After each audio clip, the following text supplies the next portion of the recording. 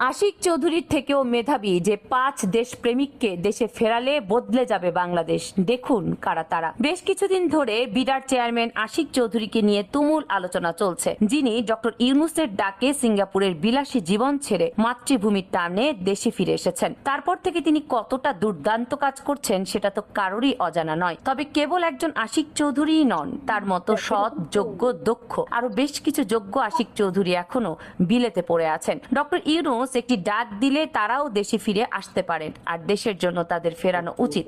চলুন একে একে তেমনি 5 জন সম্পর্কে জেনে নেই। নাম্বার 1, পিনাকি ভট্টাচার্য।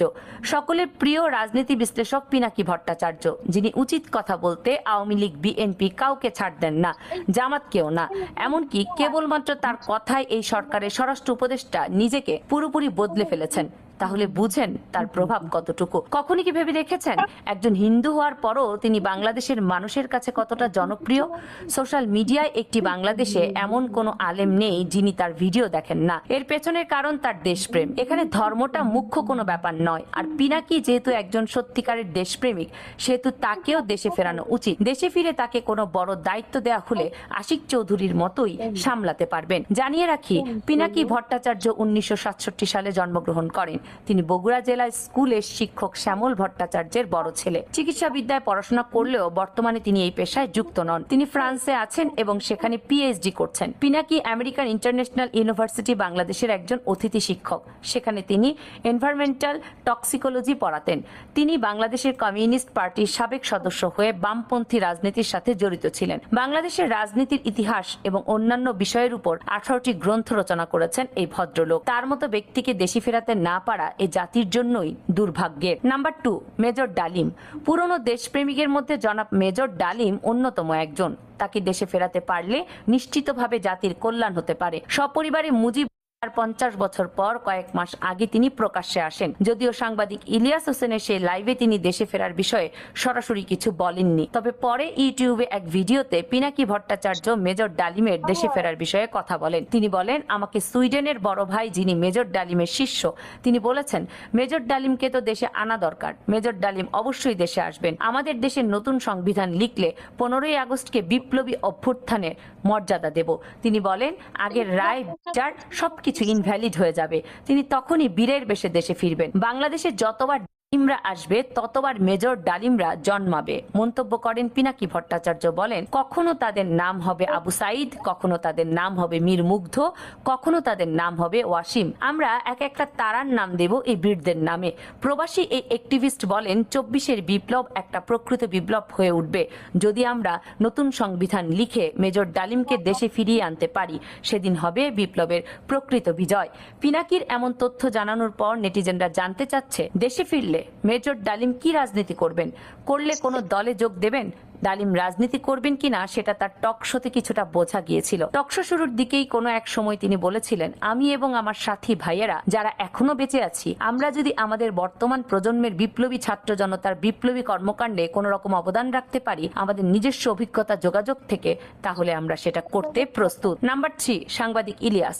জনপ্রিয় সাংবাদিক ইলিয়াস হোসেনকে কে না চেনেন? একজন সত্যিকারের দেশপ্রেমিক ও পরোপকারী মানুষ হিসেবে অনেকে তাকে দেশে ফেরানোর কথা বলেন। অনেকে বলেন তার মতো একজন মেধাবী মানুষকে এভাবে অপচয় করা ঠিক হচ্ছে না। ইলিয়াস হোসেনকে দেশে ফিরিয়ে এনে গোয়েন্দা বিভাগে যুক্তের কথাও বলেন কেউ কেউ। তাদের দাবি, এই সেক্টরে ইলিয়াস হোসেন দারুণ কাজ করে দেখাতে পারবেন। জানিয়ে রাখি, ইলিয়াস হোসেন বাংলাদেশে বসবাসরত অবস্থায় 21 টিভিতে কর্মরত ছিলেন। তিনি 21 টিভির অপরাধ বিষয়ক অনুসন্ধানীমূলক জনপ্রিয় অনুষ্ঠান 21-এর চোখ পরিচালনা করতেন। এর আগে তিনি সর্বপ্রথম আলোচনায় আসেন 2014 সালের নির্বাচনের সময়। সে সময় একটি ফুটেজ থেকে দেখা যায় তিনি একজন জাল ভোটারকে আটক করেছেন। অনেকটা পুলিশের মতোই মাইক্রোফোন হাতে এই জাল ভোটারকে আটক করেন। এরপরও দেখা যায় পুলিশ তাকে কিছুই বলছে না। মূলত এই ভিডিও ভাইরাল হলে প্রশ্নের মুখে পড়ে আওয়ামী লীগের নির্বাচন ব্যবস্থা। এরপর থেকে সরকারের নজরে পড়ে যায় সে। এরপর 21 টিভির মালিকানা পরিবর্তন হয়, চাকরি হারান তিনি। এক পর্যায়ে বিভিন্ন হামলা হয় তার নামে। শেষ পর্যন্ত রাতের আধারে ভারত হয়ে দেশ ছাড়তে বাধ্য হন সাংবাদিক ইলিয়াস। তারপর থেকে বিদেশে বসে একের পর এক অজানা খবর তিনি বিদেশের মাটিতে বসে বের করে আনছেন, কিন্তু দেশে থেকেও তা পারছেন না বাংলাদেশের অন্যান্য সাংবাদিকরা। তাহলে বোঝেন তাকে দেশে কতটা দরকার। নাম্বার 4, মনিকা ইউনুস। বাংলাদেশের মেধাবী এক তরুণী মনিকা ইউনুস। যদিও তিনি বিলেতে বেড়ে উঠেছেন, তবু তিনি বাংলাদেশেরই সন্তান, কারণ তার জন্ম বাংলাদেশে, তার বাবা একজন বাংলাদেশি।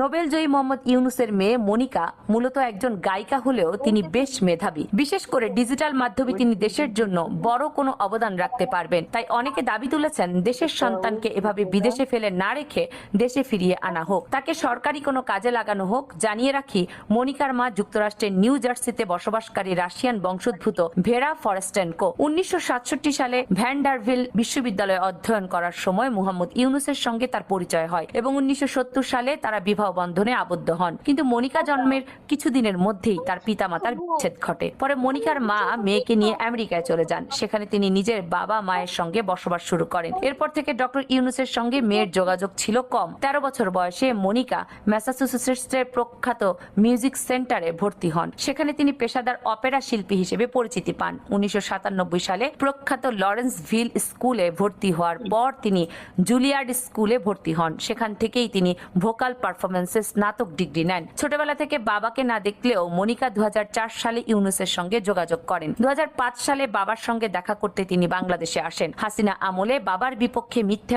নিয়ে একটি বিদেশি গণমাধ্যমে সাক্ষাৎকার দিয়ে তিনি আলোচনায় আসেন। নাম্বার 5, রবিন খোদা। এই ব্যক্তিকে খুব বেশি মানুষ হয়তো চেনেন না, এমনকি ধারণাও করতে পারবেন না তিনি কতটা মহৎ।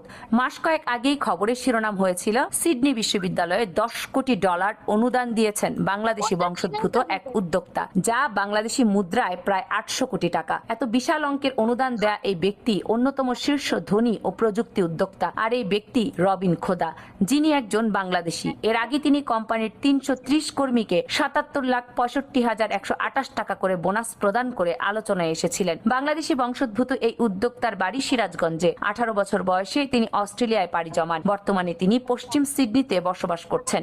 2017 সালে এয়ার ট্যাঙ্ক নামে একটি ডাটা সেন্টার প্রতিষ্ঠা করেন তিনি। তাহলে বোঝেন তার মতো উদ্যোক্তার ঠিক কতটা প্রয়োজন দেশে। এদের বাইরে আরো অনেক বাংলাদেশি নিজ দেশে যথেষ্ট সুযোগ ও সম্মানের অভাবে বিলেতে দুর্দান্ত কাজ করছেন। এতদিন হাসিনার কারণে হয়তো দেশে ফেরেননি, এখন ইউনুস সাহেব ডাকলে কেউ না করতে পারবেন বলে মনে হয় না। তাহলে দেশ ও জাতির কল্যাণের কথা বিবেচনা করে ডক্টর ইউনুসের উচিত নয় কি তাদের দেশে ফেরানো? হ্যাঁ বা না লিখে মন্তব্যের ঘরে যার যার রায় জানিয়ে দিন এবং আপনারা এদের মধ্যে কাদের পছন্দ করেন সেটি কমেন্টস করে লিখে জানাবেন। কামরুন নাহার রাখি, কেএনআর মিডিয়া।